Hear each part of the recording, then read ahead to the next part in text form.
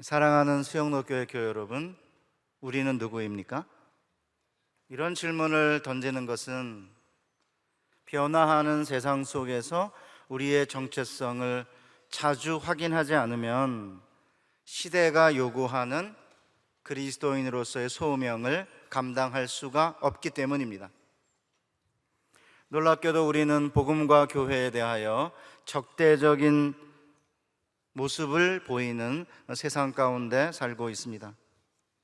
한때는 복음에 호의적이 되어 한반도가 복음화될 것이라는 기대를 가졌지만 이제는 어느 날 눈을 뜨면 적대자들에게 둘러싸인 소수자가 될지도 모른다는 위기감마저 들고 있습니다. 이런 이유로 많은 성도들이 자신감을 잃고 위축되고 있습니다. 이런 점을 고려할 때 우리가 시급히 회복해야 할 정체성은 왕 같은 제사장입니다.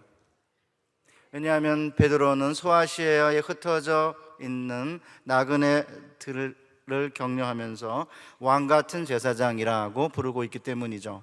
오늘 우리가 함께 읽은 본문에 보면 그러나 너희는 택하신 족속이요 왕 같은 제사장들이요 거룩한 나라요 그의 소유가 된 백성이다 라고 밝히고 있기 때문입니다. 우리는 왕 같은 제사장이다 그러면 어떤 느낌이 드십니까? 그냥 왕도 아니고 그냥 제사장도 아닙니다. 왕 같은 제사장입니다. 좋은 것은 다 갖다 붙여놨다 그런 느낌 들지 않으십니까?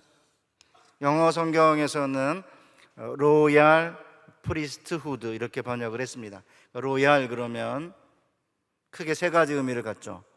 왕족에 속하는, 아니면 두 번째 왕족에 걸맞는, 그러니까 장엄한 이런 뜻이고, 크기나 질에 있어서 탁월한 그런 의미를 갖습니다. 그래서 로얄 젤리 그러면 젤리 가운데서도 가장 좋은 최상급의 젤리를 의미하지 않습니까? 그러니까 일부 독자들은 왕 같은 제사장이란 말은 최상급 제사장 아니면 왕궁에 속한 제사장 그런 의미로 해석합니다. 그러나 왕 같은 제사장이란 말은 그런 뜻은 아닙니다. 왕 같은 제사장이 무슨 뜻인지 알려면 요한계시록을 살펴봐야 되는데, 요한계시록 1장 5절 이하에 보면 우리를 사랑하사 그의 피로 우리 죄에서 우리를 해방하시고 그의 아버지 하나님을 위하여 우리를 나라와 제사장으로 삼으신 그에게 영광과 능력이 세세토록 있기를 원하노라 라고 되어 있는데, 여기에 나라와 제사장 이렇게 두 개의 단어로 이루어져 있는데, 이게 왕 같은 제사장이란 표현과 유사한 표현입니다.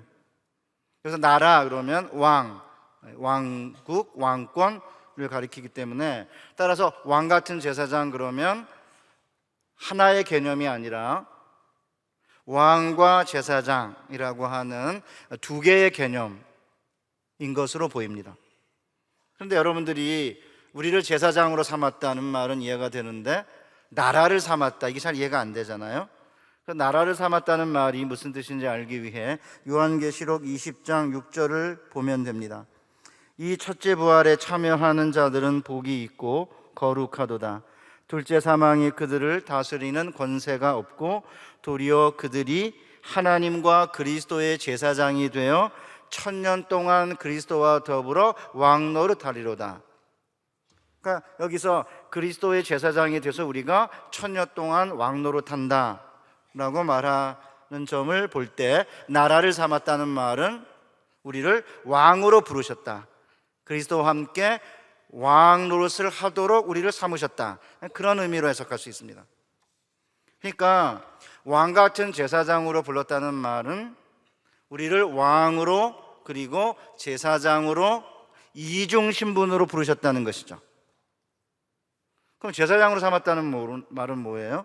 성전에서 하나님을 밤낮 섬기는 자로 불렀고, 동시에 우리를 세상에 나아가서 왕 같은 존재로 살도록 부르셨다는 뜻입니다. 이렇게 왕 같은 제사장 우리를 불렀다는 말을 들으면 사실은 우리가 다 흥분해야 되는데 아무런 느낌이 없습니다. 너무 자주 들어 뻔하다고 생각하거나 현실과는 너무 다르다고 생각하기 때문에 왕 같은 제사장으로 우리를 불렀다는 말에 웬만해서는 그리스도인들이 흥분하지 않습니다. 그러나 만일 그리스도를 영접하면 재벌의 자녀가 된다 그러면 어떤 반응을 보일까요? 1년 반쯤 전에 황금빛 내 인생이라는 주말 드라마가 있었습니다. 재벌집의 딸을 길에서 잃어버렸는데 쌍둥이 딸 중 하나가 죽어 슬퍼하던 부부가 우연히 이 재벌집 딸을 지나가다가 보고 데려옵니다. 재벌집에서는 실종 신고를 했는데 이 부부는 길에서 죽은 아이를 경찰에 신고하지 않고 집에서 딸처럼 키웁니다. 재벌 딸은 이 집에서 쌍둥이로 태어난 줄 알고 자랐고 20대 후반이 되었습니다. 그런데 재벌집에서 이 부부의 딸들 가운데 자기 딸이 있다는 것을 우여곡절 끝에 DNA 검사로 알게 되었고 그 집에 찾아가서 딸아이를 내놓으라고 요구합니다. 그런데 여자아이를 지금까지 키워온 여인이 주워온 딸 대신에 자기가 낳은 딸을 재벌집 딸이라고 거짓말을 합니다. 그리고 자기 친딸에게 내가 재벌 딸이라고 거짓말을 하고 믿게 만듭니다. 이런 상황에서 이 흙수저 딸은 어떻게 할까요? 드라마에 보면 친딸이 가차없이 그동안 키워준 부모를 떠나 재벌집으로 들어갑니다. 재벌의 진짜 딸은 자기 같으면 재벌집에 안 갈 거라고 언니를 비난합니다. 그런데 재벌집에 들어간 딸이 우연히 자기가 재벌의 친딸이 아님을 알게 됩니다. 그리고 고민합니다. 그런데 이제 재벌의 친딸이 자기가 재벌 딸이라는 것을 알게 되었습니다. 이게 뭔지 모르겠는데 하여튼 엄청 복잡해요. 자기 같으면 재벌집에 안 갈 거라고 큰소리치며 언니를 미워하던 친딸은 어떻게 할까요? 자기를 속였다는 이유로 쌍둥이 언니의 뺨을 때리고 끝내 재벌집으로 들어갑니다. 유사이는 이 출생의 비밀이 들어가지 않으면 드라마가 안 되는지 사방이 이제 그 출생의 비밀이 들어가 있지 않습니까? 제가 그래서 이제 막내 아들 녀석에게 물었습니다. 작년에 만일 내가 출생의 비밀이 드러나서 재벌집의 자녀라는 사실이 드러나면 어떻게 하겠냐? 재벌집 자녀를 포기하고 우리랑 같이 살겠냐? 아니면 재벌집으로 가겠냐? 이렇게 물었습니다. 그래서 자기는 가지 않을 거라고 했습니다. 자기는 그래도 동수저 출신이니까 갈 마음이 없지만 흙수저 출신이었으면 아마 재벌집으로 갔을 거라고 했습니다. 사람들이 재벌 2세가 된다면 흥분하고 난리인데 그리스도인들이 왕 같은 제사장이라는 말에는 감동하지 않는 이유가 뭘까요? 왕은 허접하게 사는 게 아니고 마음대로 누리고 그리고 살고 싶은 대로 살고 하고 싶은 대로 사는 것이라는 오해 때문입니다. 그러나 놀라지 마십시오. 베드로가 왕 같은 제사장이라고 한 자들은 현실 속에서는 왕 같은 느낌을 전혀 가질 수 없는 자들이었습니다. 우리가 다 알다시피 베드로 전서는 잔혹하게 기독교를 박해하던 네로 황제 시기에 기록된 서신입니다. 베드로 역시 네로 통치 시기에 순교했습니다. 이렇게 본다면 베드로가 왕 같은 제사장이라고 부른 대상은 네로 황제 밑에서 지금의 터키 지방인 소아시아에 흩어져 살던 그리고 온갖 박해와 고통을 당하던 성도들이었습니다. 베드로전서는 5장밖에 안 되는 짧은 서신이지만 고난을 묘사하는 동사가 12번이나 나오고요. 베드로는 이들을 가리켜 3번이나 흩어진 나그네라고 부르고 있습니다. 그렇다면 당시의 소아시아 교인들은 고난을 당하고 있었고 앞으로 고난을 당할 가능성이 많은 사람들이요 주류 사회로부터 차별받는 소수자들이었습니다. 그런데 베드로는 이들을 향해서 왕 같은 제사장이라고 부르고 있습니다. 따라서 우리는 질문을 던지지 않을 수가 없습니다. 첫째, 베드로는 도대체 무슨 근거로 박해를 받는 소수자들인 소아시아 교인들을 향해 왕 같은 제사장, 왕이요 제사장이라고 부르고 있는 것일까요? 핍박받는 소수자들이 야 그래 우리는 겉으로 보기엔 이래도 왕 같은 제사장이야 라고 위로받으라고 한 말일까요? 그게 아니라면 도대체 무슨 의미에서 베드로 서신의 수신자들은 왕이요 제사장일까요? 둘째, 구약에서 기름 부어 세운 직분이 세 가지가 있습니다. 왕, 제사장, 선지자 셋이 있는데 왜 베드로 사도는 선지자는 빼고 왜 왕과 제사장만을 언급하고 있을까요? 여러분이 잘 알다시피 신약 성경에는 선지자가 나오지만 다 임시적인 직분일 뿐 모든 그리스도인들을 선지자라고 부른 적이 한 번도 없습니다. 이 두 가지 점을 염두에 두고 오늘 이 시메아에 왜 우리가 왕이요 제사장인지 하나님의 말씀을 살펴보면서 남은 생에 왕이요 제사장으로 살아가는 저와 여러분이 되시기를 바랍니다. 우선 박해받는 나그네 교인들에게 왕인 동시에 제사장이라고 한 것은 겉으로 보기에는 비현실적이고 단지 위로처럼 들릴지 모르지만 왕이자 제사장인 예수께서 이 땅에 어떤 모습으로 오셨는지 보면 그렇지 않음을 알 수 있습니다. 예수님은 신분은 왕이십니다. 그런데 자기를 낮추고 종으로 섬기러 오셨습니다. 그는 근본 하나님의 본체시나 하나님과 동등됨을 취할 것으로 여기지 아니하시고 오히려 자기를 비워 종의 형체를 가져 사람들과 같이 되셨고 사람의 모양으로 나타나사 자기를 낮추시고 죽기까지 복종하셨으니 그 십자가의 죽으심이라. 왕이기에 섬김을 받을 수 있지만 주님은 이 땅에 섬김을 받으러 오지 않으셨습니다. 아니 자기를 낮추어 죽기까지 우리를 섬기려고 이 땅에 종의 모양으로 오셨습니다. 따라서 신분은 왕이지만 이 땅에 종의 형체를 지니고 오셔서 33년 동안에 왕으로서 어떤 특권이나 특혜를 누리지 않으셨습니다. 그뿐만이 아닙니다. 예수께서는 유일하신 진정한 제사장이시지만 단지 다른 동물을 제사하기 위해 이 땅에 오신 것이 아닙니다. 인자가 온 것은 섬김을 받으려 함이 아니요 도리어 섬기려 하고 자기 목숨을 많은 사람의 대속물로 주려 하심이라. 그러니까 예수께서는 단지 왕이지만 종으로 섬기러 오신 것뿐만이 아니라 자기 목숨을 제물로 드리려고 이 땅에 제사장으로 오신 것입니다. 따라서 우리 주님께서는 왕이지만 섬기러 오셨고 제사장이지만 다른 동물이 아니라 자기 목숨을 제물로 드리기 위해 이 땅에 오셨기 때문에 이 왕과 제사장으로서의 소명을 감당하신 다음에 우리에게 그 소명을 되돌려 주신 것입니다.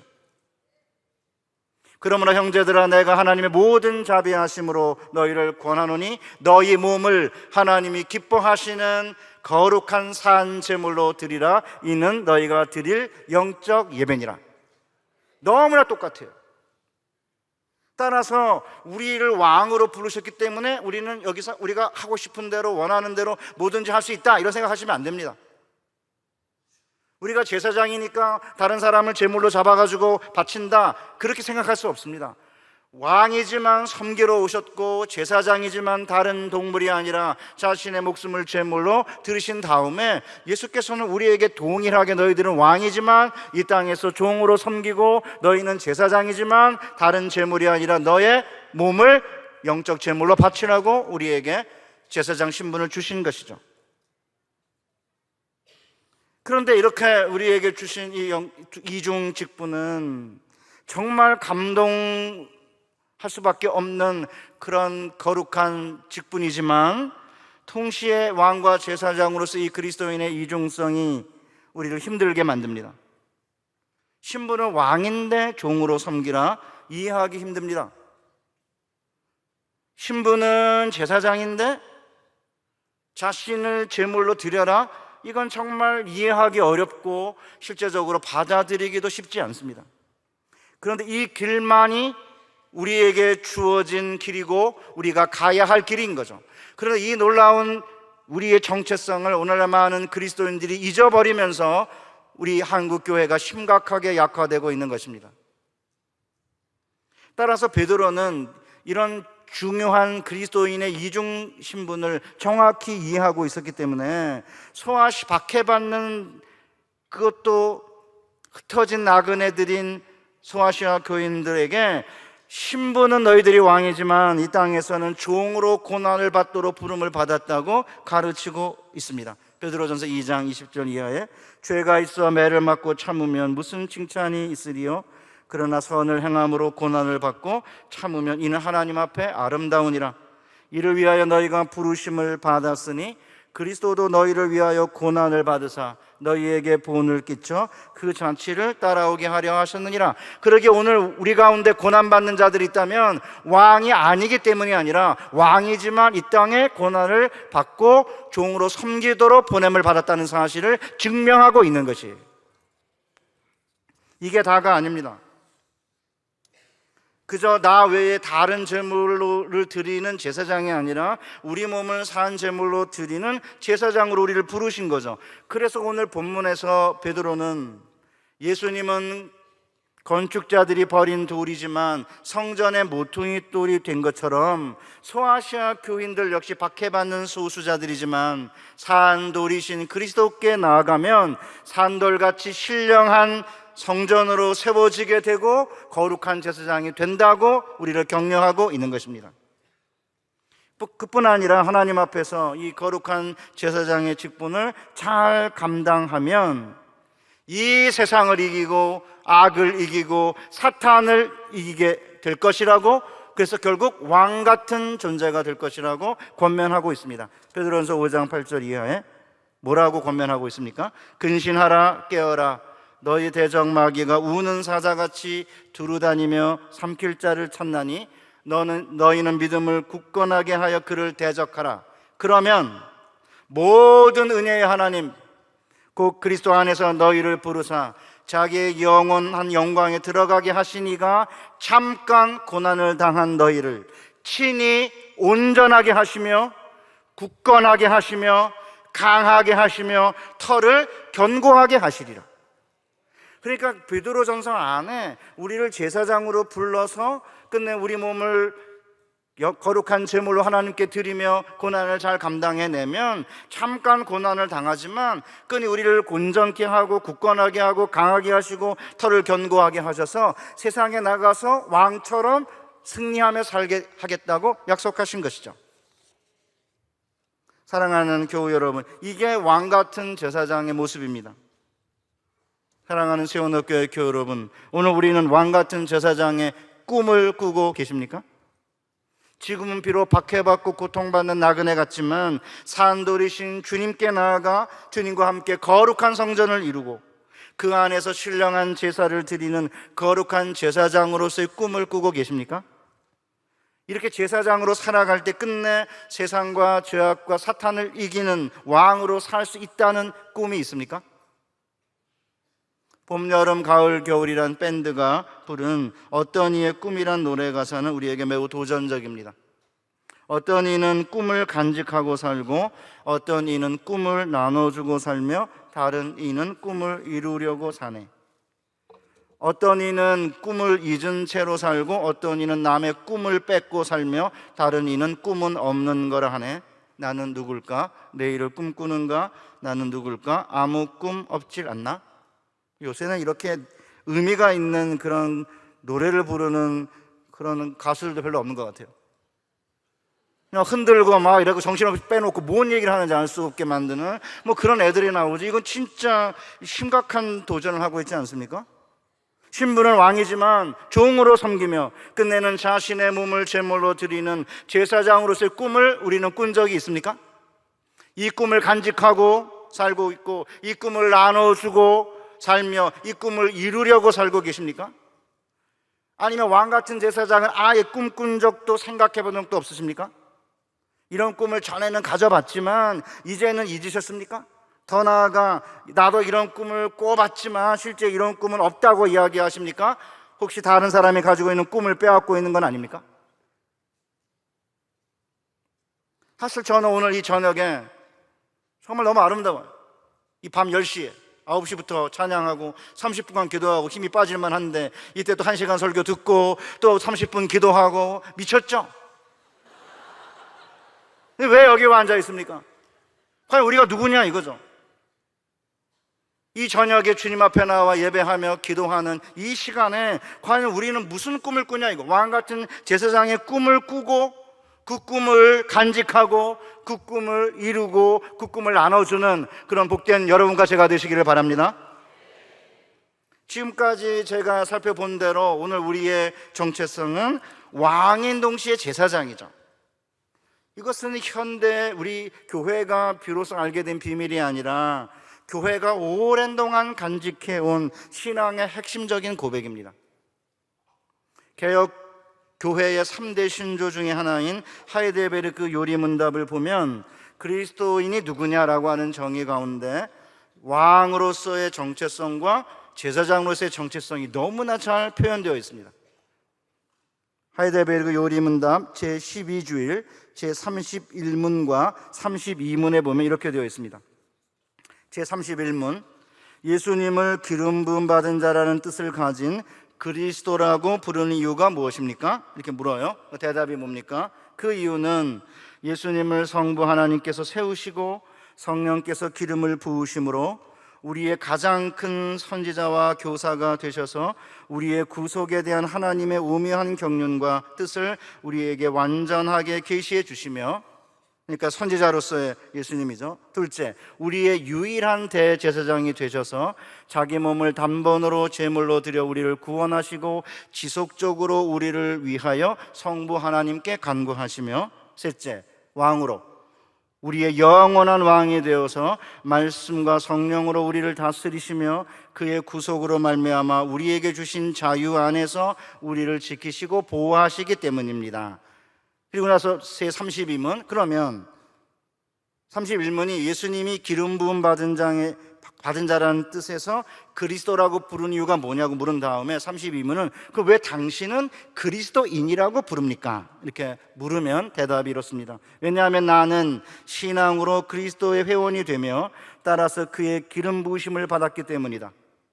이것은 나는 신앙으로 그리스도의 회원이 되며 따라서 그의 기름 부으심에 참여함으로 그의 이름을 고백하게 되며 나 자신을 살아있는 감사의 제물로 그에게 바치고, 그 다음 이 세상에서 살 동안 자유함을 얻은 선한 양심으로 죄와 악마를 대항해 싸우고 장차 그와 더불어 모든 피조물을 영원토록 지배하기 때문이다. 이 안에 뭐가 나옵니까?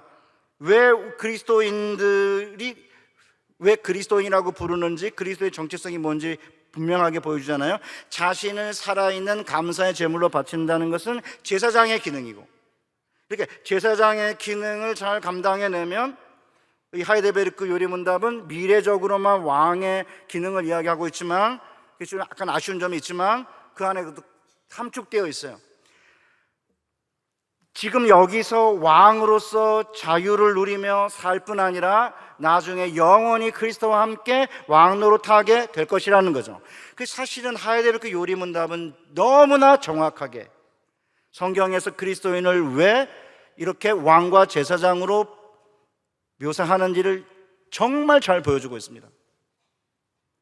그러니까 하나님께서 우리를 왕과 제사장으로 불렀다는 것은 무슨 뜻이냐면 우리가 두 개의 차원에서 부름을 받았다는 겁니다. 첫 번째, 하나님과의 관계에서는 제사장으로 부름을 받았다는 거죠. 그러니까 하나님과의 관계에서는 세상으로부터 하나님께 나아가 하나님을 섬기고 하나님 가까이 있으며 하나님을 영원토록 섬기는 그런 기능으로서 우리가 하나님과의 관계에서는 제사장으로 부름을 받은 거고, 다시 돌아서서 세상과의 관계에서는 세상에 나아가서니까 하나님께 나아가서 하나님께 가까이 나아가고 하나님께 나아가서 능력과 힘과 권세와 은사를 공급받고, 돌아서서 세상에 나아가서는 그 능력과 힘과 권세를 가지고 세상을 이기고 사탄을 이기고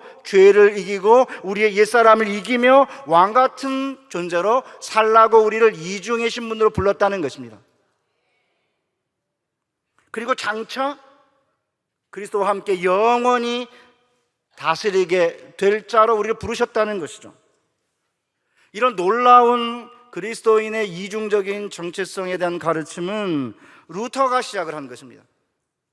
1517년 종교개혁을 시작한 지 얼마 되지 않은 1520년부터 루터는 만인 제사장직을 주장하기 시작했습니다. 왜냐하면 그동안 중세교회인 로마 가톨릭 교회가 신자들을 두 계급으로 나눠가지고 영적 계급과 세속적 계급으로 나눴어요. 그래서 교황, 주교, 사제, 수도사, 수녀들은 영적 계급이고 제후, 영주, 장인, 농부들은 세속적 계급으로 본 거죠. 그러니까 세속 직업을 포기하지 않고는 교회를 섬기는 영광스러운 직분을 맡을 수 없다, 이렇게 딱 나눴어요.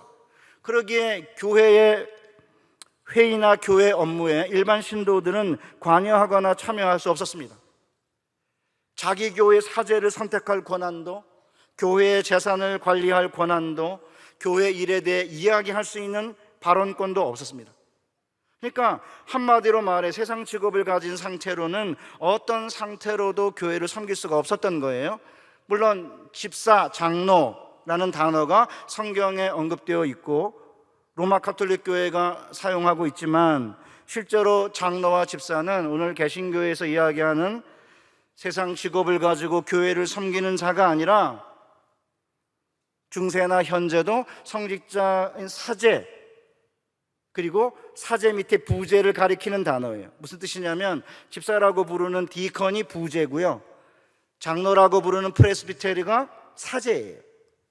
그러니까 부제는 사제가 될 사람이거나 평생 부제로 있으면서 사제를 섬기는 요 역할을 하는 것을 집사를 그렇게 부르는 거죠. 그러니까 사실은 부제, 사제, 그 다음에 주교, 그 다음에 대주교, 총주교, 추기경, 교환, 이렇게 7 신분을 만들어서 세상 직업을 가지고는 교회를 섬길 수 없게 만든 거예요. 이에 대해서 루터는 이건 잘못이라는 거죠. 그리스도인들은 예외 없이 누구나 세례를 받으면 성별된 제사장이 된다는 사실을 우리가 함께 읽은 베드로전서와 요한계시록을 통해 확신을 한 것입니다. 그러니까 요한계시록과 베드로전서를 가지고 성경을 근거로 누구든지 세례를 통해 영적인 사람이 될 수 있고, 또 실제로 하나님 앞에서 세례받은 모든 신자들은 제사장이라고 가르치는 것입니다. 이것이 사실은 오늘 여러분과 저는 물론 목사로서 하나님 앞에 나아가 섬기는 제사장이지만, 여러분은 세상에서 일을 하면서 동시에 세상에 나아가서 제사장적 역할을 또 하면서 동시에 하나님을 섬기는 제사장으로 부름을 받은 거죠. 그러니까 목사는 일주일에 하루 제사장 역할을 한다면 여러분들은 세상에 나아가 6일 동안 제사장 역할을 하는 제사장을 하나님이 부르시는 것입니다. 이것이 성경의 핵심적인 교훈이에요. 루터의 가르침뿐만이 아니라, 따라서 그리스도인들은, 세례받은 모든 그리스도인들은 누구나 제사장입니다. 목사도 제사장이고, 장로도 제사장이고, 권사도 제사장이고, 안수 집사도 제사장이고, 서리 집사도 제사장이고, 모든 세례받은 신자들은 제사장입니다. 여기 어떤 차별이 없습니다. 그리스도를 믿고 세례를 받은 모든 신자는 대제사장인 그리스도의 뒤를 따라 제사장으로 살아야 할 뿐만 아니라 자신의 몸을 하나님이 기뻐하시는 거룩한 제물로 드려야 합니다. 그런데 오늘날 종교개혁의 후예들은 만인 제사장이라고 할 뿐 실제로는 제사장이라는 개념이 거의 없습니다. 그래서 목사들이 제사장이 아니라고 가르칩니다. 종교개혁자들은 세례받은 모든 그리스도인들이 제사장이라고 가르쳤는데, 오늘날 교회는 자신이 제사장이라고 주장하는 분들이 거의 없습니다. 목사님들은 제사장이라고 주장하면 사람들이 구태의연한 사람, 아직도 중세나 아직도 구약시대에 사냐라고 말하니까 그걸 이야기하기를 주장하고요, 교우들은 아니 왜 목사만 제사장이냐 그러면서 끌어내립니다. 그러니까 오늘날 현대교회는 중세교회는 요 위에 일곱 직분만 제사장이라고 그러고, 밑에 다수의 일반 신도들은 제사장이 아니라고 그래가지고 루터가 아니다, 다 제사장이라고 오히려 올렸는데, 지금은 목사 제사장이 아니라고 끌어내리고, 교우들도 자기 제사장이 아니라고 그러고, 목사 비판할 때만 만인 제사장을 이야기하니까 실제적으로 만인 비제사장이 된 거죠. 심각한 현상이 벌어지고 있습니다. 실제로 만인 제사장을 사실은 어떻게 사용하는지 한번 볼까요? 만인 제사장이 뭐죠? 세례받은 모든 신자들이 제사장이기 때문에 다른 사람의 도움 없이 얼마든지 우리는 하나님 앞에 나아갈 수 있다. 다른 제사장의 도움 없이. 이게 만인 제사장직이라고 여러분 이해하시지 않습니까? 그러면 일주일에 얼마나 자주 하나님 앞에 나아가십니까?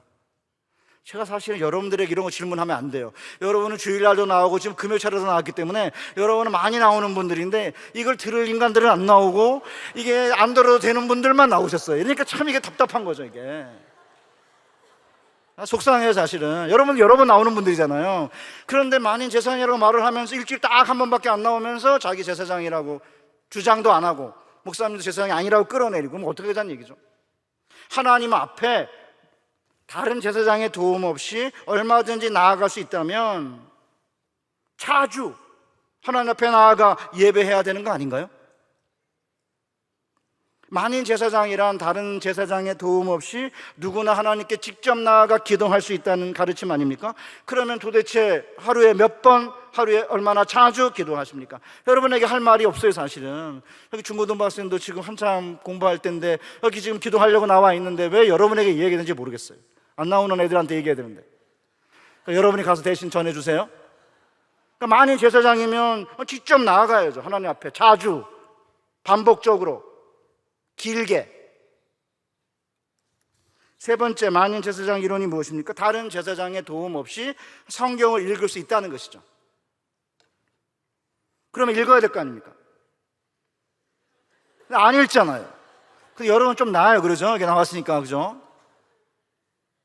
통계청에서 4, 5년 전에 조사한 내용에 의하면 주 5일 근무제가 실행된 이후에 토요일과 일요일에 하루를 어떻게 보내나 알아보니까 TV나 SNS는 하루에 4시간, 5시간 하는데 독서는 신문을 포함해 불과 7분이었다고 그래요.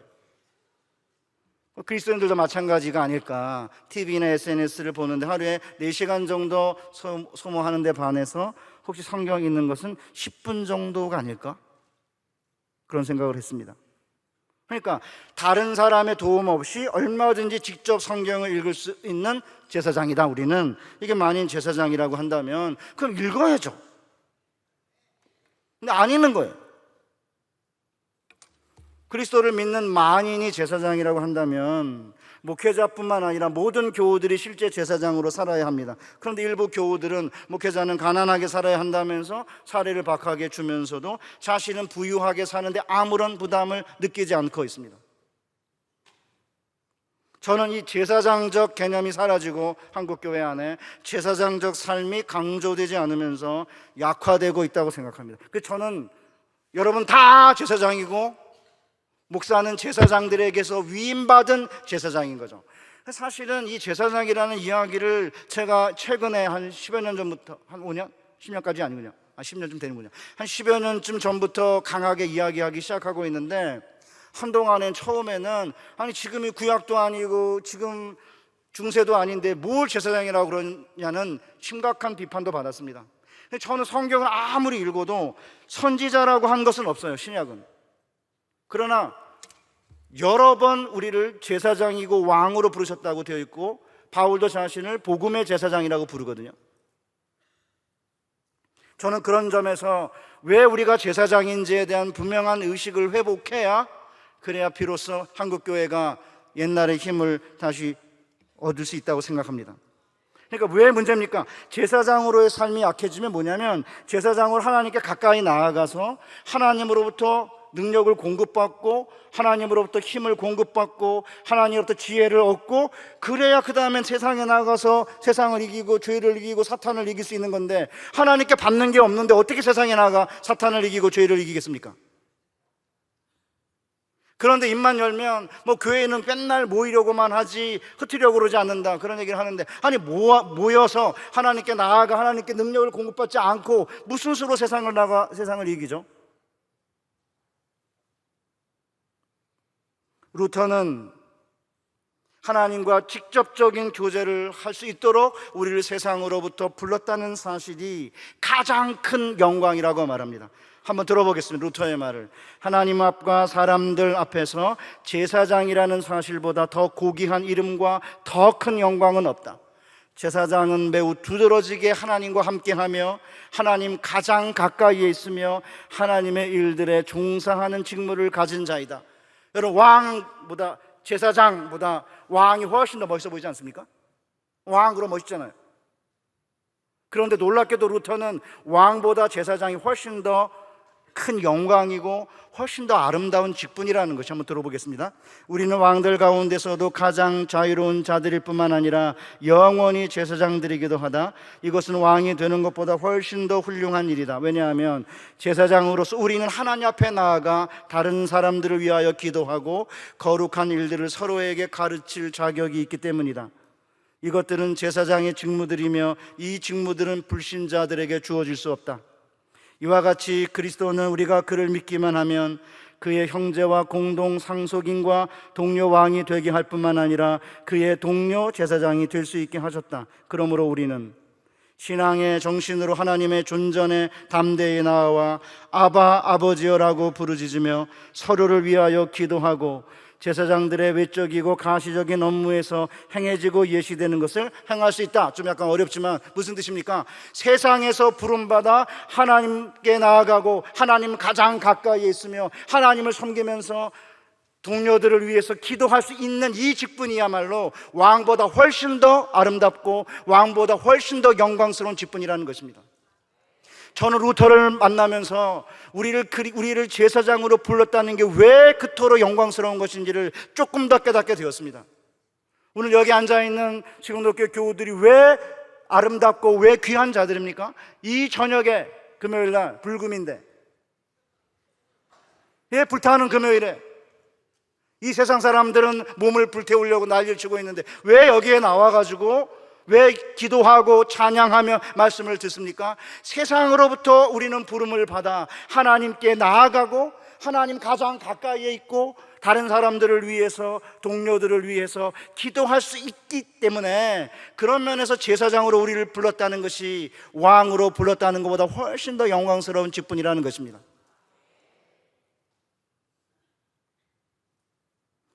이렇게 종교개혁자들은 중세에서 오직 교직자 집단만이 제사장이라는 이론을 거부하고 누구든지 세례받은 신자들은 하나님 앞에 나아가 하나님 가장 가까이에 있으며 하나님을 섬길 수 있고 다른 사람들의 기도 제목을 가지고 다른 사람들을 위한 기도 제목을 가지고 하나님께 나아갈 수 있다는 점에서 그리스도인들이 제사장이라고 하는 게 가장 영광스럽다는 이 말이 전 나이가 들면 들수록 훨씬 더 새록새록 가슴 깊이 제게 영감을 주는 말씀이에요. 저는 옛날에 잘 몰랐습니다. 제가 신라 경순왕의 계륜군파 39대손 경순왕의 후손인데 아무 소용없습니다. 주변에 제대로 된 좀 잘 나가는 사람도 없어요. 아버님이 우리 그 선조 가운데 무슨 판서가 있었다는 말을 한 번도 한 적이 없어요. 그걸 보니까 일제시대 때 호적을 샀나 이런 생각이 들어요. 어떤 때는 아무도 없어요. 왕으로서 떵떵거리고 마음대로 원하는 대로 사는 이런 생각에 사로잡혀 있는 수많은 사람들을 생각해 보면 하나님 앞에 나아갈 수 있다는 거, 하나님 가장 가까이 있을 수 있다는 거, 우리의 기도 제목뿐만 아니라 우리 이웃의 기도 제목을 가지고 하나님께 나아가 아뢰 수 있다는 이 제사장적인 직무가 왕의 직무보다 훨씬 더 훌륭하고 훨씬 더 아름답다고 루터가 말한 이유를 우리가 깨닫지 못하면 우리는 제사장으로 우리를 부르신 하나님의 소명이 무엇인지를 이해할 수가 없는 것입니다. 그런데 그동안 만인 제사장이란 이론을 가지고 이거를 그냥 다른 사람 도움 없이 얼마든지 나는 하나님 앞에 나아갈 수 있고 다른 사람 도움 없이 혼자 기도할 수 있고 다른 사람 도움 없이 성경을 누구나 해석할 수 있는 개인적 특권으로만 생각한 거죠. 근데 만인 제사장직은 그런 의미가 아닙니다. 여러분 잘 아시다시피 제사장이 뭐 하는 겁니까? 이스라엘의 제사장들은 이스라엘 백성을 위해서 하나님 앞에서 섬기는 자죠. 제사장들이 하는 일이 뭡니까? 항상 성전에서 섬기면서 등잔불이 끊어지지 않도록 하고 일주일에 한 번씩 진설병 떡 교체하고 매일같이 상번제를 드리고 죄사함을 받기 위해 찾아오는 자들을 위해 제사를 드리고 성전과 공동체가 오염되지 않도록 무엇이 정하고 무엇이 부정한 것인지를 가르치고 병자들의 상태를 살펴서 그들을 위해 기도하면서 치유됐는지 안 됐는지를 결정하는 자들이에요. 그러니까 제사장은 백성을 위한 존재지 자기를 위한 존재가 아니에요. 근데 오늘날 많은 현대 그리스도인들이 우리는 다 만인 제사장이라 그러면서 목사님 필요 없다, 예배 드릴 때 기도할 때도 나 혼자 얼마든지 할 수 있다, 성경 해석도 내 마음대로 한다, 성경 해석을 자기 마음대로 해요. 목사님이 주일날 2000년의 교회의 전통과 권위를 가지고 성경 말씀이 이런 뜻이라고 말씀을 들은 것을 가지고 큐티를 해야 되는데 목사님 하신 말씀 기억 안 하고 그냥 자기가 펴가지고 자기 마음대로 해석해요. 왜? 만인 제사장이니까. 만인 제사장이라는 말은 만인이 만인을 위해 제사장 역할을 해야 한다는 뜻입니다. 그 말은 거꾸로 얘기하면 누구든지 다른 사람의 도움 없이는 구원을 받는 하늘 본향으로 가는 길에 어려움이 있을 수 있다는 거죠. 그러니까 누군가가 나를 위해 중보해주고 도와주고 기도해줘야 내가 하늘 본향 가는 길을 제대로 갈 수 있기 때문에, 그래서 어머니인 교회가 필요하고 교회의 교역자들이 필요하고 그리고 중직자들과 순장들이 필요한 거 아닙니까? 그러니까 우리가 하나님 앞에 직접 나아갈 수 있지만 동시에 실제로 구원의 길을 가는 일에 있어서는 서로 제사장으로 도와야 되니까 만인이 만인에게 제사장 노릇을 해야 된다, 그런 뜻이에요. 아내가 언젠가, 제가 신학교에서 20몇 년 선생 일을 하고 있으니까 우리 선생 일을 하는 사람은 뭐 이렇게 지시하고 가르치는 걸 잘해요. 그냥 앉아서 이거 해라 저거 해라 이렇게 잘하죠. 그러니까 아내가 어느 날 열받아가지고 당신은 신학교에서 가르치는 게 몸에 배서 집에서도 가르치는 버릇이 있다 이러면서 제가 짜증을 부리더라고요. 제가 뭐라고 한지 아십니까? 여보, 루터가 뭐라고 한지 아세요? 집에서는 남편이 아내에게 설교하고 아내는 남편에게 설교하라고 했어요. 그러니까 내가 당신에게 설교할 테니까 당신도 내게 설교하면 돼요. 그러니까 아내가, 내가 신학을 안 했는데 무슨 당신한테 설교를 해요? 라고 했는데 그게 아니고요, 만인이 제사장이기 때문에 신학을 했든 안 했든 우리는 서로에게 설교를 해야죠. 그래서 제가 집에서 이제 뭐 이렇게 별로 심각하지 않은 이야기를 이렇게 하다가 이제 갑자기 이제 제가 심각하게 무슨 얘기를 해요. 예를 들어 뭐 이렇게 TV를 보면 최근에 뭐 부부가 나와서 막 떠들고 그런 거 많아요. 또 남의 애들 나와가지고 뭐 애들 데리고 돌아다 이런 얘기. 그럼 확 제가 열받거든요. 남의 애새끼들 왜 보냐 이거. 우리 애도 지금 보기가 힘든데, 우리 손주도 아직 안 낳는데 결혼한 지 제 딸내미 4년인데 아직 애가 없거든요. 그럼 왜 쓸데없이 남의 애를 보고 앉았냐 이 말. 슛돌인가 뭔가 이런 거 보고 앉았으면. 그 남의 애를 왜 보냐 이거 제가. 그럼 이제 우리 집 애들이 갑자기 엄마랑 이렇게 재미난 얘기 하다가 갑자기 진지충 이래요. 늘 진지하다 이거죠. 거기다 충자를 붙여가지고 제가 진지충이래요. 왜냐하면 늘 심각하게 말하거든요. 목사니까.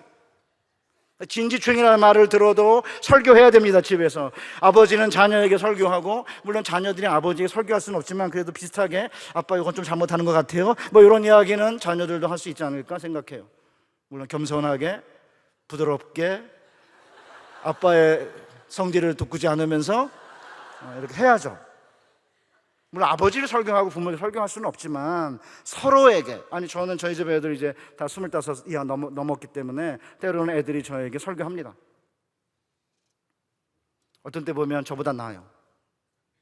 그러니까 우린 들어야죠, 서로에게. 그러니까 하신 교회 모든 신자들은 제사장들이기 때문에 서로 중보하고 서로 가르치고 서로 설교해야죠. 그러나 교회가 공적으로 모였을 때에는 그러면 누가 설교를 해야 되느냐? 당연하죠.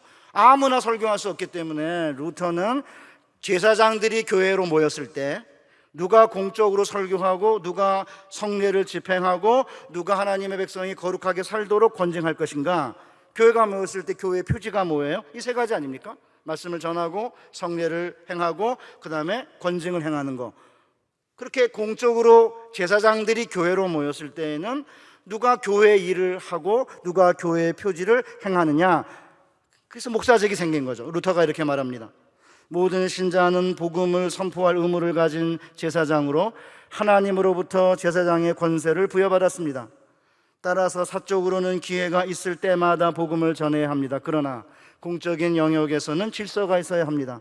그리스도인이며 제사장인 한 사람이 다른 제사장인 그리스도인들로부터 위임을 받게 될 때에는 그는 자신의 형제와 자매로부터 제사장의 권세를 받는 것입니다. 그래서 여러분들 제사장들이 이규원 목사님을 위임 목사로 제사장으로 위임한 거예요. 그냥 둘이 만나서 위임한 게 아닙니다. 바울이 디모데에게 네가 장로들의 회에서, 장로들의 모임에서 안수받은 걸 기억하라고 했기 때문에 제사장들이 모인 회에서 한 사람을 제사장으로 위임하여 담임으로 세울 때에는 장로들의 모임, 뭐죠? 노회를 지도를 받고 노회에서 그걸 주관하는 거죠. 그 노회는 어디서 온 겁니까? 예수 그리스도로부터 시작해가지고 초대교회와 중세교회를 거쳐 그 다음에 우리 한국교회는 어디예요? 미국과 캐나다와 호주와 화란 이런 데로부터 선교사들이 와서 복음을 전했기 때문에 사도적인 전통을 따라서 장로님들과 목사님들의 모임에서 목사를 이렇게 그 안수를 주는 거고, 한 교회에서 제사장들이 모여가지고 한 제사장을 위임할 때에는 그 노회가 와서 목사와 장로들의 모임이 이를 주관하면서 2000년의 사도적인 전통을 따라 한 목사를 위임하는 거예요. 그러니까 한 목사랑 교회가 모여가지고 둘이 이렇게 계약을 맺는 게 아닙니다. 2000년의 교회의 전통을 따라 주님이 우리에게 가르친 바대로 우리는 제사장들임을 고백하면서 한 사람을 위임하여 제사장으로 삼고, 그리고 교회가 그에게 일을 맡기는 거예요. 그렇기 때문에 교인들이 이렇게 앉아가지고 얼마나 플레이를 잘하나 보자라고 생각하면서 마치 구단주처럼 행동하고, 목사들은 거기서 플레이어로 이렇게 이해하게 되면 그건 야구단이지 교회가 아닌 거죠. 제사장들은 여러분들이 해야 할 일을 한 분에게 맡겨서 먼저 복음을 듣게 하고 성찬을 집행하고 교회의 권징을 행하면서, 하루는 목사가 제사장 일을 하는 거고, 여러분들은 세상에 나아가서 세상으로 부름받아 하나님께 나아가 하나님 가장 가까이 있으며 여러분이 속해 있는 교회, 학교나 가정이나 일터나 직장에서 거기에 있는 사람들을 대신하여 기도하고 가까이 나아가고, 그리고 그들을 하나님 앞에 복음의 제물로 드려 그들을 거룩한 하나님 앞에 제물로 만드는, 그래서 그들을 하나님의 자녀로 만드는 복음의 제사장으로 여러분을 일주일 동안 6일 동안 파송한 것입니다. 사랑하는 우리 수영로교회 교회 여러분, 오늘 우리에게 필요한 정체성은 바로 제가 지금 거의 한 거의 50분 동안 이야기한 왕 같은 제사장입니다. 그래서 저는 왕 같은 제사장의 꿈을 회복해야 되는데, 이 왕 같은 제사장의 모습이 무엇인지를 너무나 잘 보여주는 인물이 하나 있습니다. 그 사람은 유명한 외국 선교의 창시자인 찰스 스터드입니다. 찰스 스터드는 오직 한 번뿐인 인생이라는 감동적인 시를 남겼습니다. 어느 날 2줄짜리 금언을 나 들었네. 종종 걸음으로 삶의 길을 가던 날 내 가슴에 확신을 심어준 그 말 영영 내 마음을 떠나지 않네. 오직 한 번뿐인 인생 속히 지나가리라. 오직 그리스도를 위해 한 일만이 영원하리라. 저는 오랜 전에 이 시에 감동을 받았지만 찰스 스터디에 대한 기본적인 지식만을 가지고 있다가 위대한 하얀 추장이라는 그의 자서전을 구입해서 읽었습니다. 그리고는 왕 같은 제사장의 삶이 어떤 것인지를 실감하게 되었고, 찰스 스터드 앞에서 저는 너무나 초라하고 부끄러웠습니다. 찰스 스터드는 1860년 영국의 부유한 가정에서 태어나 명문 이튼 고등학교와 케임브리지 대학을 졸업했습니다. 게다가 영국의 당시 최고의 인기 있는 운동이 크리켓인데 크리켓 국가대표 주장이었습니다. 호주랑 경기에 이겨가지고 그야말로 인기 짱이었습니다. 잘생긴 외모에 뛰어난 운동 감각에 훤칠한 키에 명문 캠브리지 대학 출신의 크리켓 운동 국가대표 주장이었기 때문에 그 당시에 영국은 해가 지지 않는 대제국으로 빅토리아 시대였기 때문에 그가 원하면 정치가나 외교가나 군인으로 미래가 보장된 청년이었습니다. 그런데 정말 놀라운 건요, 초등학교도 나오지 못한 D.L. 무디 목사님이 100만 명을 전도했다고 하는데 영국에 가서 부흥운동을 하다가 부흥집회에 참석해서 케임브리지 대학 출신인 찰스 스터드가 그만 회심하게 되었습니다. 초등학교도 안 나온 사람의 설교를 듣고. 그리고는 아버지가 남긴 유산이 얼마인지 알아보지도 않은 채 무디 성경학교와 조지 밀러 고아원 등의 대부분의 유산을 기부하고 그리고 중국으로 선교사로 떠났습니다. 그리고 아편 중독자들에게 복음을 전해 7년 동안 800명을 복음화하는 결실을 얻었지만 10년 만에 건강이 악화되어 본국으로 돌아왔습니다. 1894년에. 그리고 이제 영국과 미국의 대학가를 돌면서 복음을 전하다 아버지가 인도에서 돈을 벌었기 때문에 인도에 복음을 전해달라는 유지를 받들어 1900년에 인도에 선교사로 갔지만 또다시 건강이 악화돼 6년 후인 1906년 본국으로 돌아왔습니다. 그러던 중 1908년에 리버풀이라는 도시에 갔는데 식인종은 선교사를 원한다는 제목의 벽보를 보게 되었습니다. 수십만의 중앙아프리카 사람들이 복음을 들어본 일이 없이 죽어간다.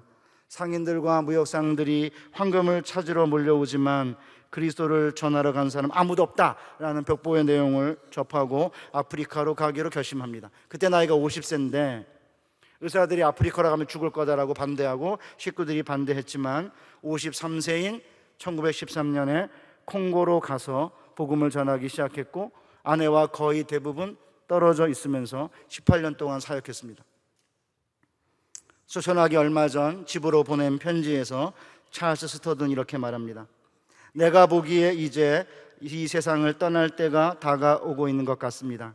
그러나 나는 기뻐할 이유가 몇 가지 있습니다. 첫째, 하나님께서 나를 중국으로 부르셨을 때 사랑하는 식구들로부터 엄청난 반대가 있었지만 갔다는 사실. 둘째, 그리스도께서 부자 관원에게 하라고 행한 대로 기쁘게 재산을 다 드린 사실. 셋째, 하나님의 부르심을 받아 1910년에 아프리카로 떠나는 배를 타고 가며 내 생명을 주님께 바치기로 한 사실. 나의 유일한 기쁨은 하나님께서 내게 하실 일을 주셨을 때 그것을 거절하지 않았다는 것입니다. 이 편지를 쓰고 스터드는 1931년 7월 71살의 나이로 콩고에서 주님 품에 안겼습니다. 스터드의 삶을 보면 뭐가 느껴지십니까? 세상을 이기고 육신의 정욕을 이기고 사탄을 이기고 심지어 죽음마저 이긴 진짜 자유로운 왕 같은 모습 아닙니까? 예수 믿는다 그러면서 돈에 쫄리고 세상 지위에 눌리고 세상 유혹에 휩쓸리고 겉으로 볼 때에는 그리스도인이라고 그러는데 실제적으로는 자유가 없는 돈의 노예, 세상의 지위의 노예, 세상의 명예의 노예가 됐다면 그건 왕이 아니잖아요. 진짜 왕 같지 않습니까? 어떻게 그러면 이런 삶을 살 수 있었을까요? 놀랍게도 찰스 스터드는 D.L. 무디 목사님을 만나며 단순하면서도 강력한 복음을 접한 후에 하나님의 말씀과 기도로 하나님 앞에 나아가는 신실한 제사장이 되었습니다. 중국 선교를 하는 동안 스터드는 매일 새벽 2시면 일어나 촛불을 밝히고 성경을 읽었다고 합니다. 4시면 선교 여행길에 나섰는데 한 곳에 머물러 있어야 할 경우에는 아침 식사 후 중국어로 기도하고 점심 식사 전까지 복음서를 서너 시간씩 읽었다고 합니다. 이런 제사장적인 삶이 있었기 때문에 하나님께 가까이 나아갔기 때문에 그는 선교지에서 하나님의 은혜를 받아 박해와 질병과 죽음의 위협을 이겨낼 수 있었던 것이죠. 1913년 아프리카의 심장부인 콩고에서 열병을 앓았을 때 간증을 들어보면 스터드가 하나님의 말씀에 얼마나 철저하게 문자적으로 순종한 제사장이었는지를 알 수 있습니다. 한번 들어보시죠. 열은 계속 올라가고 몸은 더 기운이 없어지고 약도 효과가 없었으며 생애의 마지막 시간이 다가오는 것 같았다. 그 암담한 시간에 잊고 있던 말씀이 섬광처럼 뇌리를 스쳐갔다. 너희 중에 병든 자가 있느냐? 저는 교회의 장로를 청할 것이요 그들은 주의 이름으로 기름을 바르며 위하여 기도할지니라. 믿음의 기도는 병든 자를 구원하리라. 나는 그때 하나님께서 나에게 유머 감각을 남겨두신 데 대해 감사했다. 그곳에는 22살 먹은 장로가 하나 있었다. 나이가 무슨 상관인가? 하나님께는 하루가 천년 같지 않은가? 그러면 기름은 어디에 있지? 식용유도 올리브 기름도 없었다. 등불에 사용하는 기름이라고 문제될 것이 있겠는가? 그곳에 22살 장로는 등불 기름을 가지고 와 손가락에 찍어 내 이마에 바르고 무릎을 꿇고 기도했다. 하나님께서 이렇게 어떻게 생각하실지는 잘 모르겠지만 나는 그것에 신경 쓰지 않았다. 그러나 분명한 것은 다음 날 아침 거의 죽었던 내가 살아났다는 사실이다. 아주 단순하잖아요. 거의 무식할 정도로. 그냥 22살 장로 불러가지고 그냥 아무 있는 기름 가져와서 기름 이마에 바르고 기도하는, 성경 말씀 그대로 문자적으로 순종하며 기도하는 제사장이었기 때문에 찰스 스터드는 하나님의 능력을 경험하고 하나님의 힘과 하나님의 권력, 권세를 경험하고 71살까지 엄청난 일을 해낸 것입니다. 흔히 왕처럼 산다고 그러면 자기가 원하는 건 무엇이든지 원하는 대로 사는 거라고 오해하잖아요. 사실이 아닙니다. 제가 왕처럼 산다는 게 뭔가 고민하다가 조선시대의 왕들이 하루에 뭘 하는지 관심을 갖게 되었습니다. 조선의 왕들은 하는 일이 10,000가지나 된대요. 그래가지고 만기라고 부르는데, 만기. 뭐 하는지 한번 볼래요? 첫째, 왕은 새벽 5시경 기상하여 어른에 대해 문안 인사를 한 후 죽으로 요기를 하고 오전 7시경 신하들과 학문과 정치를 토론하는 아침 공부 조강을 하였습니다. 둘째, 오전 9시경 아침 식사를 한 후에 승지가 출연한 상소문에 답을 내리고 각 부서에서 파견된 관료들의 업무 보고를 들으며 국정을 협의하였습니다. 셋째, 정오에 점심 식사를 하고 낮 공부인 주강에 참여하였습니다. 오후엔 지방으로 가는 신료나 한양으로 온 지방 수령들을 만나 민원을 듣고 업무를 지시하였습니다. 넷째, 오후 3시경 늦은 밤 대궐의 호위를 맡을 군사 및 장교 그리고 숙직 관료들의 명단을 직접 확인하고 야간 암호를 정하였습니다. 오후 5시경에 저녁 식사를 하고 저녁 공부 석강에 참석해 다시 한번 학문을 연마하였습니다. 그리고 오후 7시경 대비와 왕대비에게 문안 인사를 드리면 하루 일과가 끝났다고 합니다. 그러나 나라 안팎의 정사와 민심을 책임지는 왕이라는 위치 때문에 국가적 제사에 쓰일 충문을 작성하고 독서를 하고 백성들의 상소문을 정독하는 비공식적 업무는 늦은 밤까지 계속되었다고 합니다. 왕의 유일한 휴가는 고위 관료들이 사망했을 때 1일부터 3일간 조정 업무가 중단되는 경우와 설, 대보름, 추석 등 명절뿐이었다고 합니다. 그러니까 저기 위에 앉아있는 중고등부 우리 학생들보다 훨씬 더 이렇게 살았어요, 이 왕이. 그러니까 여러분 힘들다고 생각하지 말고 왕들도 저렇게 살았구나. 왕이 지멋대로 산 게 아니에요. 제가 대학에 부총장을 하라 그래가지고 총장이 바뀌면서 한 달 반 됐거든요. 전부 남이 시키는 일을 하고 있어요. 저는 제가 시킬 줄 알았더니 회의 나오세요, 도장 찍으세요, 결제하세요. 제가 원하는 거 하나도 못하고 계속 시키는 것만 하고 있습니다. 그러니까 왕은 자기가 원하는 게 하는 게 아니에요. 다 남이 시키는 거 하는 거죠. 왕이 제대로 하는 게 별로 없더라고요, 보니까. 그러니까 사실은 조선 왕의 하루를 이렇게 보면서 저는 왕과 제사장으로 살기 위해서는 어쩜 우리가 10,000가지 일을 해야 된다는 생각을 갖게 되었습니다. 저는 처음에는 베드로전서에 나오는 여러 가지 베드로의 권면을 이해할 수가 없었어요. 왜냐하면 베드로가 박해받는 흩어진 나그네들에게 요구하는 게 너무 많은 거예요. 갓난아이처럼 신령한 젖을 사모해라, 정신 차리고 근신하며 기도해라, 진리를 순종함으로 영혼을 깨끗이 해라, 근신하여 깨어 사탄을 대적해라, 고난을 당할 때 믿음으로 오히려 기뻐해야 한다, 권면하잖아요. 아니, 핍박받는 애들에게 너무 많은 것을 요구하는 거 아닙니까? 그게 아닙니다. 베드로는 뜨겁게 형제와 자매를 사랑해야 하고 모든 악독과 모든 기만과 외식과 시기와 모든 비방하는 말을 버려야 하고 육체의 정욕을 제어하면서 악을 악으로 욕을 욕으로 갚지 말고 도리어 복을 빌어야 된다, 이렇게 권면하고 있습니다. 악한 사람과 싸우려면 독을 품고 이를 악물고 정면으로 대들어도 이길까 말까인데 악을 악으로 갚지 말고 도리어 복으로 빌어야 한다니, 베드로의 권면은 해도 너무한다 느낌 들지 않으세요? 그게 전부가 아닙니다. 핍박받아 흩어져 사는 소수자들이 도대체 가진 게 뭐가 있어요? 그런데 베드로는 서로 대접하기를 원망 없이 하고 각각 은사를 받은 대로 하나님의 여러 가지 은혜를 맡은 선한 청지기같이 서로 봉사해야 된다. 예수 믿는다는 이유로 재산이 몰수되고 감옥에 갇히던 네로 황제의 박해 시대에 사는 교인들에게 지나친 요구 같지 않습니까? 사랑하는 우리 수원학교의 교회 여러분, 오늘 잘못 오셨죠?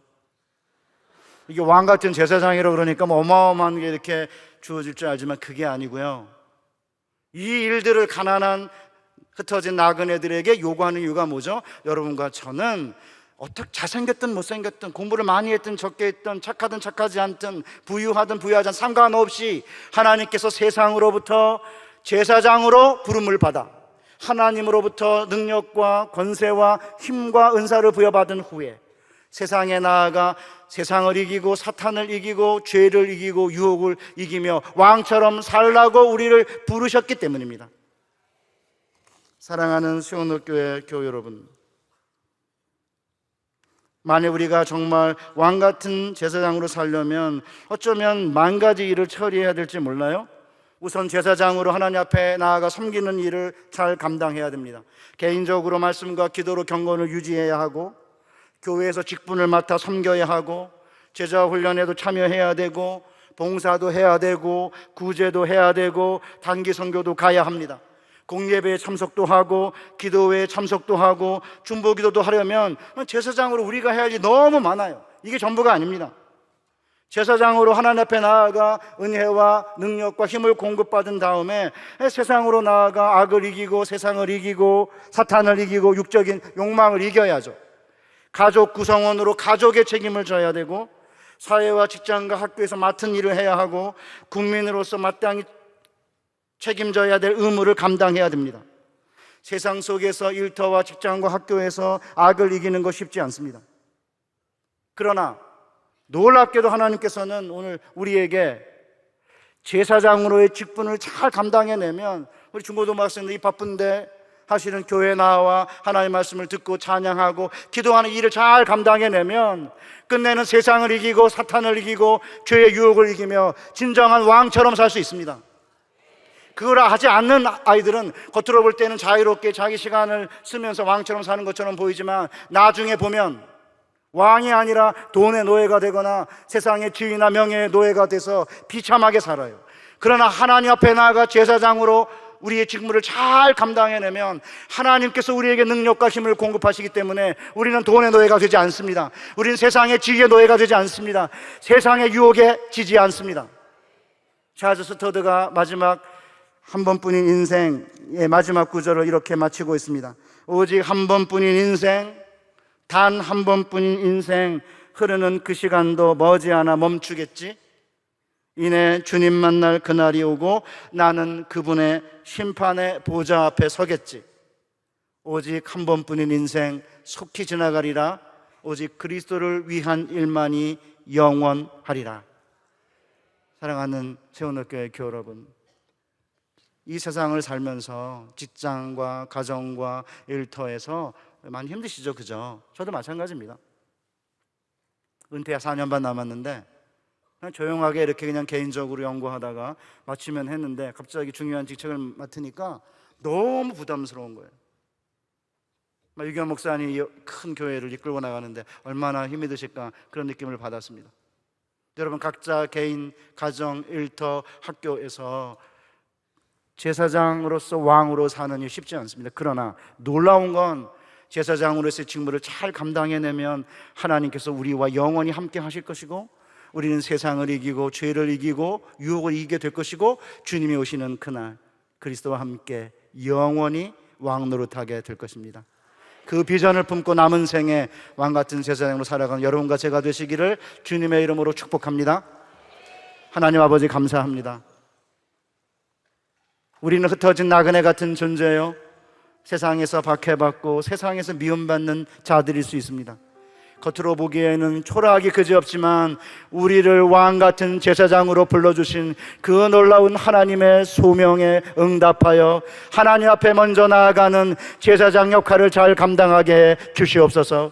하나님 앞에 나아가고 하나님 가장 가까이에 있으며 하나님 앞에 나아가 기도하며 우리 이웃을 위해 중보할 수 있다는 이 놀라운 직분을 우리에게 주셨기에 하나님 앞에 제사장으로 나아가는 이 일에 소홀함이 없게 하여 주시옵소서. 이 제사장 직분을 잘 감당하고 하나님부터 능력과 권세를 부여받은 후에 세상으로 나아가 세상을 이기고 죄를 이기고 사탄을 이기고 유혹을 이기는 왕같은 삶을 살게 하여 주시옵소서. 오늘도 이 밤에 이 놀라운 꿈을 가슴 깊이 간직하고 이 꿈을 이루고 이 꿈을 나눠주며 사는 복된 인생 되게 해달라고 부르짖는 밤이 되게 하여 주시옵소서. 예수님의 거룩하신 이름으로 기도하옵나이다. 아멘.